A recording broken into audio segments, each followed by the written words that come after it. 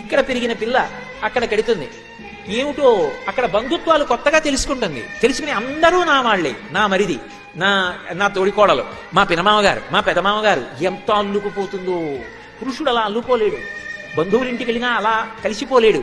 ఆడపిల్ల ఎంత తేలికగా, ఏదో బాతు నీళ్లలో వదిలేస్తే ఈ దేశినంత తేలికగా అత్తవారింట్లో ఉంచేసుకుంటుంది.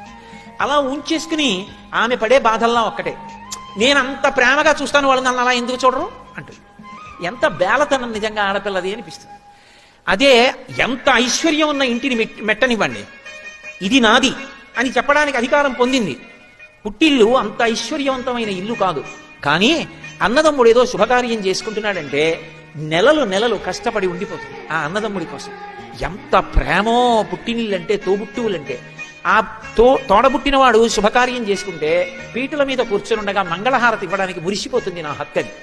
పీటల మీద కూర్చుంటే ఏమిటో వెనకాతల కూర్చుని ఆ బొగ్గను చొక్క పెట్టి ఆ జుట్టు సరిచేసి ఆ పంచె సరిచేసి ఏమిటో అది తనకి జన్మలో పొందిన గొప్ప అనుగ్రహం అనుకుంటుంది, ఈశ్వరుడు ఇచ్చిన భాగ్యం అనుకుంటుంది.